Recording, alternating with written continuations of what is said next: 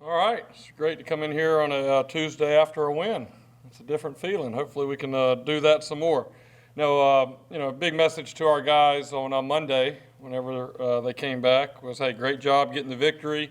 Proud of the effort and just the way that we came out and played in the first half. That was a big emphasis going into that game, is not to let FAMU hang around. You see that all over the country.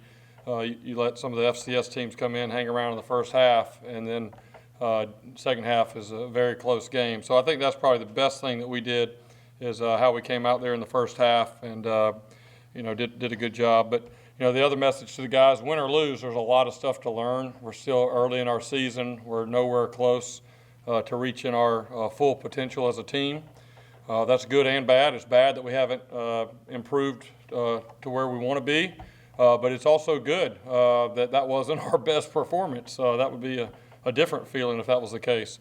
But there's a lot of plays, offense, defense, and special teams with continued room for growth. And the guys came in with a good attitude to come in and learn. And went out and had a good day yesterday, good hot day today. And we got to keep improving. And again, it's the process of the season, getting ready to go into Game 4. And a huge challenge Saturday. When you think about BYU, you always think about big, physical, mature guys. But and I obviously haven't studied them, before this year because I haven't played them. But what I was really surprised to see is how fast they are.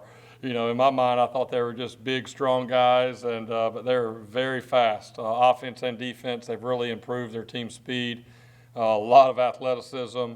And really, really impressed by them, what I've seen. They're playing with a high level of confidence. It's very obvious that they know their scheme inside and out, offense and defense.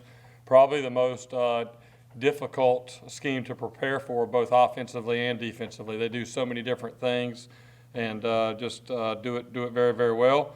The other thing, this will be probably the loudest environment that we played in all year. I think for us, when you're watching the football copy of video, they show the end zone copy, the camera's shaking the entire time. And you just saw, I think Arizona State might have had 4 or 5 false starts, and they were trying to clap, and it was so loud they couldn't hear the clap. Then they tried to start going on, the hand, and it definitely is something for us to really focus in on, and especially with a young quarterback going out and playing in that environment. That'll be a big test for him.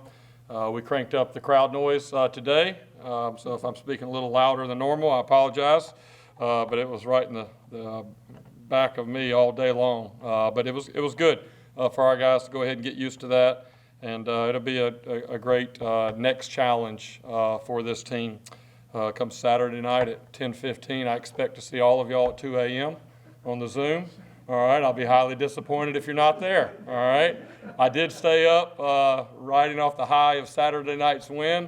I got home and got home at midnight, and it was halftime of BYU's game. So I stayed up until 2:01 a.m.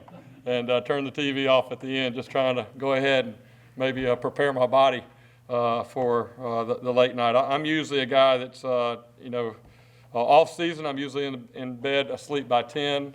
During the season, it's probably around 11:30. So I got to kind of stay up a little later this week to get ready. But, it's exciting. This is a game that, our guys will look back on, way down the road, just opportunity to go out to Provo, a place pretty much none of our guys have been to. I talked to Steve Walls today, been here 25 years. He's been to a lot of games, a lot of stadiums. He's never been to BYU. So this will be a great experience and be even more memorable if we can go out and play our best game, and that's what we're preparing for. So with that, I'll take any questions. Are you starting McLean against BYU? That's the plan as of Tuesday. We still have a couple more days of practice. I'm not ready to say that Timmy's the starter moving forward for the season. I think we're close enough to kind of what we've said at the beginning of the year using these 4 games. I think this will be another new challenge for him. Last week, obviously, just started in his first game. And then this time starting on the road in a probably the most hostile environment we'll be on all year, I would imagine. And so we'll kind of hold to that and be able to evaluate him and any other quarterbacks that may get an opportunity to play and hopefully be able to move forward with a firm decision next week. Possibility, depending on who you start at quarterback, that you could have a situation like Florida where you have one starter every game, but another guy that comes in and changes the pace? If my second guy is 6'4", 225, and runs a 4.3, then I see that scenario. If he's not, I don't see that scenario. That fair answer? Yeah. So, yeah, I mean, I think ideally we would, like not to do that. But at the same time, we're sitting here, we're talking about a true freshman that's been in college, for a couple months.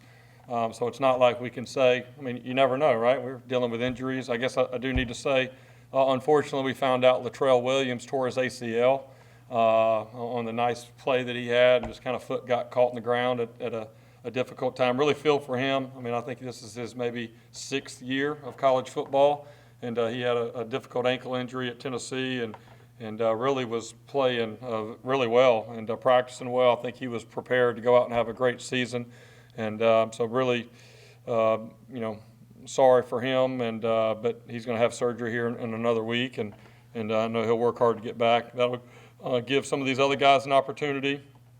Marion Dollison is a guy that has got some good experience from last year and done some good things so far this year, and so the plan is for him to start in place of Latrell Williams, and then Yusuf Terry would be the second guy now. Yusuf's kind of been playing behind both outside guys as a third guy up to this point, so he'll move into that role. And Bryce Miller, we don't know yet what his status will be for this week. Coach, this is your first major road trip. 2 time zones, elevation. You've got kids that haven't even seen snow, and they'll see it on the top of the mountains. What's that going to be like? Yeah, I asked one of our players yesterday. I said, you know anything about high altitude? And he said, that means it's windy, right? So I said, well, it's a little bit more science to it than that. But yeah, I mean, I'm not sure many of our guys know exactly where we're going yet. I'm sure they could get on Google and look at it. And the travel time's obviously longer, 4 hours and 15 minutes. We are going out a day earlier. We're going to leave Thursday afternoon, like we talked about, just to kind of get out there and get everybody settled. And really not just for the long travel day, but also kind of the time change. I think the earlier you get on their time zone for all your meals and sleep patterns and that kind of stuff will help us a little bit rather than kind of running in there the day before. There's no doubt. It's also a challenge for our guys to understand that this is a business trip. It's not a vacation. Yes, it's something you'll remember for a long time, but we need to be able to keep our focus, and this will be that kind of next challenge for our guys. Coach, will you have a chance to do a walkthrough Friday so the kids can get acclimated to that, first 2 or 3 minutes where that chest is just pounding and they don't know why? Yeah, we are going to go. We don't always go by the visiting stadiums, but we did at Notre Dame because that was kind of a very unique deal, and we do plan, if they allow us, we plan to go by there Friday afternoon to kind of walk around a little bit and see that. I think one thing also that's unique is we're practicing out here today. It's close to 90 degrees, and it's probably going to be around 60 degrees at kickoff come Saturday night. So that'll be a different change as well. This might be a better question to ask after the game, but I mean, you guys start a pretty brutal 2-game swing. I mean, you guys probably won't get home till 8, 9 in the morning on Sunday. 9:30 a.m. At 9:30 a.m. And my daughter's birthday is at 1:30 at Chuck E. Cheese. So I get about 3 hours, and then I got to be there. She's been counting down for the last month and a half. Yeah. But this is just, when you look at it, it's a brutal 2-game swing between you start conference play in Dallas. I mean, just if you want to get ready for conference play, that's how you do it, right? Yeah, it's definitely a challenge. I mean, we knew it going into the season. That's why we talked a lot about grit and mental toughness and adversity and all these things. But yeah, there's no doubt. And I think honestly, where we are right now as a team and a program, like, we need all this we can get. I mean, you don't get better just kind of having it really easy. We're really just we need as much of this as we can get, and we need to not just get through it, but we need to be able to move forward and get better through the difficulty, right? And sometimes when you're uncomfortable and you're kind of out of that comfort zone, that's when you grow the most. And I think as a team, we need that, coaches, players, everybody. So even though it's kind of tough going through it, and there's no doubt, I mean, we got to kind of figure out for our staff as far as coming back in Sunday morning and I think we're going to give them about 6 hours to go back to their houses and get some sleep, and then show back up at 5 o'clock and work a little bit into the evening. And then with the players, we're not going to do anything with them Sunday. We've already kind of got a plan for a little bit modified Monday, just to be sure that they kind of get their feet back on the ground for a good Tuesday, Wednesday, Thursday for that next week. So those are things you have to think about, but at the end of the day, it's part of it. And you got to love it. You got to embrace it, right? We talk about time to eat. It means embrace it, attack it together, right? And it kind of goes into all these things we got. You better embrace it and attack it and do it together. And hopefully the goal of that, having all this early, is to build up, some mental toughness and some stamina and just some grit that'll help us finish the season the way that we'll want to finish down the road. For the overall dynamics of this week, going out a day early, different climate, late start, body clock, flying all night, a concern and effect on how they perform on the field, or it is what it is? You just get through it? Yeah, it is what it is. I think you look at BYU last year, or 2 years ago, they came out here and, South Florida won. Last year they went to Coastal Carolina won. So there is definitely something to that. We've made some calls to some people that play across country and just try to, do the best we can on the front end on things that we control. But at the end of the day, they're going to spot the ball. It's going to be 11 on 11. It's a 100-yard field, the whole deal. And so kind of goes back to kind of challenging what we talk about a lot here, right? That, hey, it's not about who we play. It's not about where we play, what time we play, what uniforms we have. Like, that's where we want to get to as a program.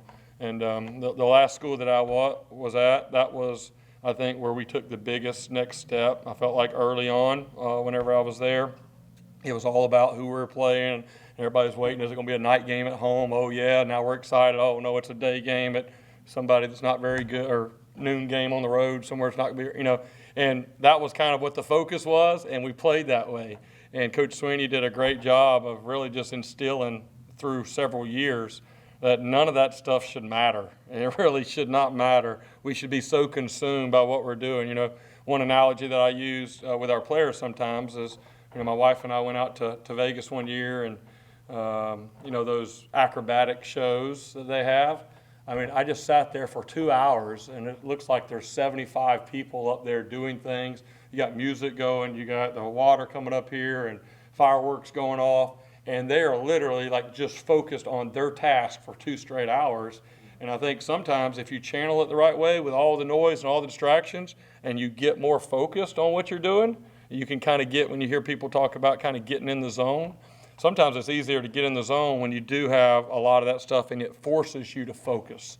And so that's really, we're trying to take what could be seen as a negative and turn it into a positive, and that's really what we're talking a lot about to Timmy and to these quarterbacks, is they got to be able to put all that out and be able to go execute the calls and be sure the linemen and everybody are able to hear them and get the things we need to do to get the ball snapped. BYU defensively, was kind of, especially in that 2019 game, you look back 2 years ago, and just kind of over the last year, a lot of rush 3, drop back 8, but they've changed that a little bit since the Utah game. What stands out defensively there, and just kind of what they do? They look like grown men.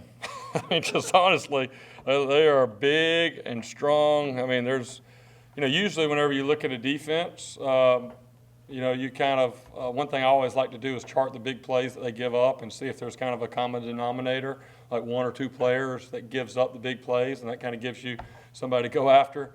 But you don't really see that through these 3 games. I mean, they are very, very sound and just super aggressive, and they know their scheme inside and out. So you got to give their coaches a lot of credit, because they do a lot of things, which from our side we look at it, there's a lot of stuff to prepare for, but they know what they're doing. I think they've had a lot of experience. And just, again, I knew they were going to be big and physical. What I wasn't aware of until I turned the video on is how fast they are. I mean, they got linebackers, beating running backs to the edges, and just go, wow, that kid right there can run. And so it definitely, it's going to create situations where we have to be very precise in what we do, trying to run the ball and throwing the ball. Their linebackers are very, very patient, sit in windows. They play the zone stuff very, very well. So it'll be a great next challenge for us. They seem to be a very disciplined team. They're very tough. Yeah. But it doesn't Yeah. get in their way, so to speak. Yeah, they are.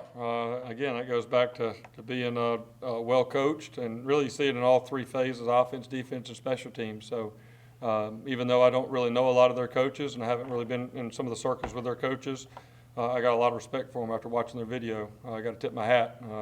They do a really good job and create issues, for us and some preparation things. What are your impressions of their quarterback, Jaron Hall? Yeah, everybody was excited when the guy graduated last year. So that's all everybody told me. Hey, they lost their quarterback. You guys are going to be good. And this guy, I think Coach Spencer describes him as a faster Baker Mayfield. I mean, that's what he looks like. He can really run. He throws the ball extremely well. I think they've thrown, you think of BYU running the football with the big running back that they have that's very talented.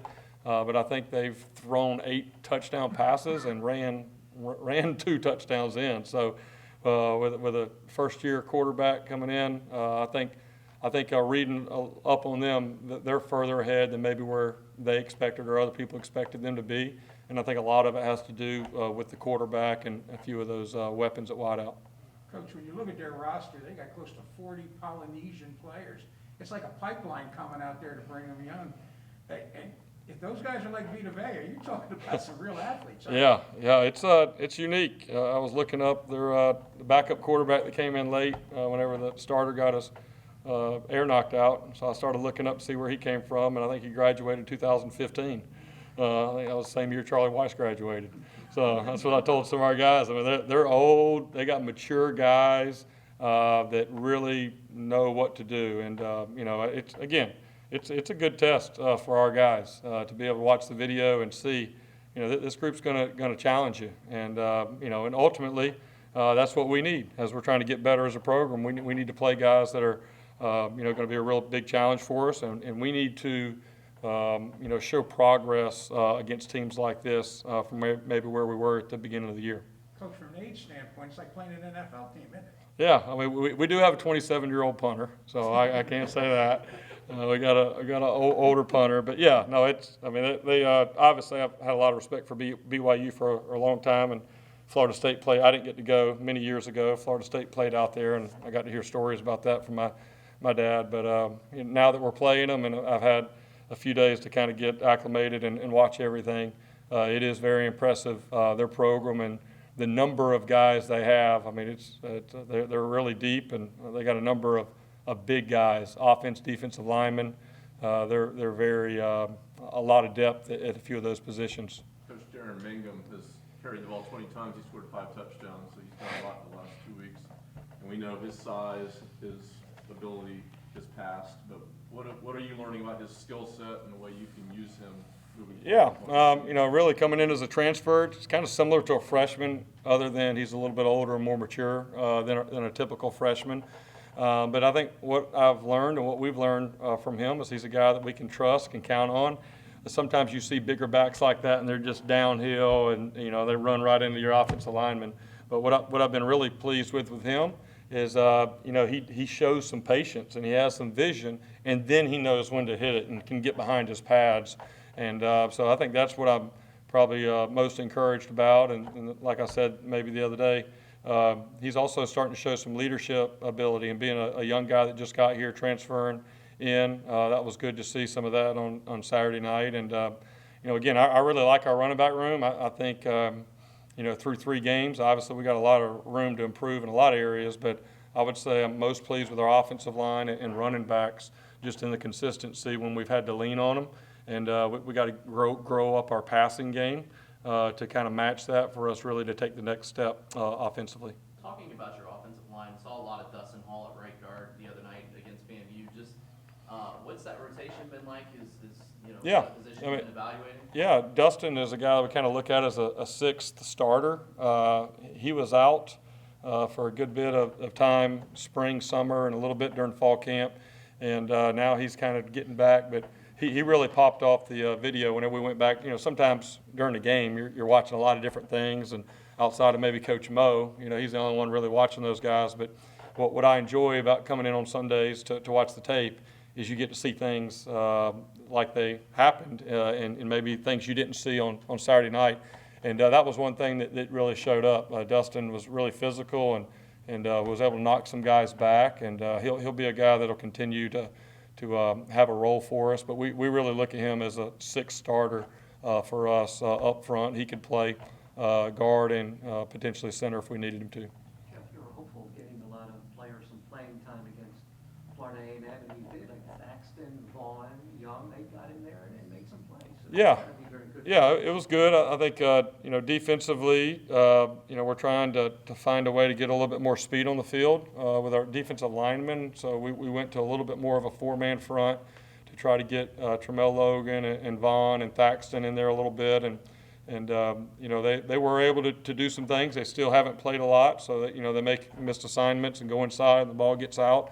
So just like everybody, they have things that they need to correct. But, for us, I think that's definitely going to be part of our kind of package moving forward, is just being able to find some extra speed on the field defensively, especially up front, to be able to help us get to the quarterback a little bit. Along this, go ahead.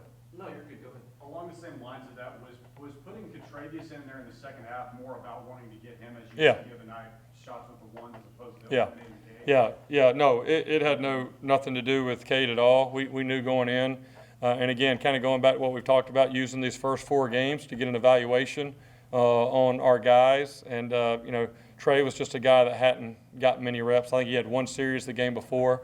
So the idea was to go in, play well in the first half, and be able to get Trey some good reps in the second half, so we can have a good body of work to kind of evaluate him as well. Talk a little bit about your offensive injuries, your defensive injuries. Any update on Christian Williams or Micaiah Flynn? Christian's several more weeks away, probably 4 or 5 more weeks away. Micaiah, we don't quite know yet. He is moving around. He did actually go through warm-ups. It was the first time, which was good. Really, we knew he wasn't going to play, but just kind of get some blood flowing and move it around. I think with the injury that he has, the more he kind of moves it around, it loosens up for him. It's still too early to tell where we are. We'll know more by Thursday whether he's going to be able to go or not. So there's a chance he could go So on there is a chance, but it's probably 50-50 at this point. Okay. I'm sorry, Jeff, you mentioned Bryce Miller earlier. What's the issue? Yeah, he had an ankle. We were actually really concerned after the game. They thought maybe a fracture or something in there, and that was one of the good news. One of the good pieces of news that we got on Sunday for injury front. It was not a fracture. It's maybe more of an ankle sprain situation. He's probably more doubtful right now. So if he's not able to go, then Sean Adkins and Jimmy Horn will play more in that slot there to the field. I know you mentioned how you wanted to, like last week against FAM, you wanted to get Travis some reps. But this week against BYU, is it more of like a flow of the game thing? So if Timmy is playing really well, could we see him play all 4 quarters, or? Yeah, we're not even there yet mentally. I think as coaches, I think this week's probably different going into the week than FAMU was last week. We knew if we would play well in the first half that we'd have an opportunity maybe to get some more guys in. This week you're going in with a mind frame to win the game, and then you'll adjust to whatever happens either way. And so there's no guarantees on if another quarterback will play or not, and who that would be right now. That would kind of be determined by the end of the week and how the game goes. What do you make of Timmy's personality? And what I mean by that is 19-year-old guy starting his first game, and he appears to be unaffected by things and unaffected by things off the field too. Yeah. Just the way you see him. He's got a quiet confidence about him. He reminds me from that standpoint of Deshaun Watson. Deshaun was that way. Deshaun was very quiet but confident, and just kept a lot of things internal and was able to focus and do a lot of things. So, Timmy does have. Timmy started for 4 years in high school and had won a state championship his last year, and so he's not just a completely young player that hasn't had experience, but he's got a good demeanor. Hopefully as he continues to progress and he'll be a little bit more vocal. And right now our offensive line's kind of leading the way from a leadership standpoint because those guys have earned that right and been here for a while. But eventually, whoever our quarterback is, you want them to stand in and be a little bit more vocal. And that's something we had to work with Deshaun at Clemson for a couple of years, is to speak up a little bit. And when he did, everybody listened. So that's just kind of part of process for guys that maybe aren't outwardly, real loud. Coach, when you look at Timmy, a year ago, he's riding a school bus going to high school. Now he's running a big-time program. Are you amazed with his progression so far, just to get to that point? He was here in the spring, and I think we had really, well, I'll say this. Because of COVID, we didn't have him in camp. So we didn't really know where he was, just like a lot of guys. And then he came in the spring, and we went, wow, like we got one here. This guy's really talented and still got a lot to do. But I don't think anybody on our team, players or coaches, is surprised of where he is. I think he would tell you he's not, completely pleased with where he is right now. He knows he can do better. But I think guys have been around him for the last 9 months. He's a pretty talented guy, and I think he's not 100% healthy either. He's got a hamstring he's kind of battling through a little bit. So I think, whenever he really gets back to being completely healthy, I think he has another gear running the ball, and also just kind of being comfortable. You saw him out there just still trying to figure things out, and, he had some time in the pocket where he needs to slow down his feet a little bit and relax and let the ball go. So that's just all part of a young guy kind of getting out there for the first time with bullets flying, figuring it out.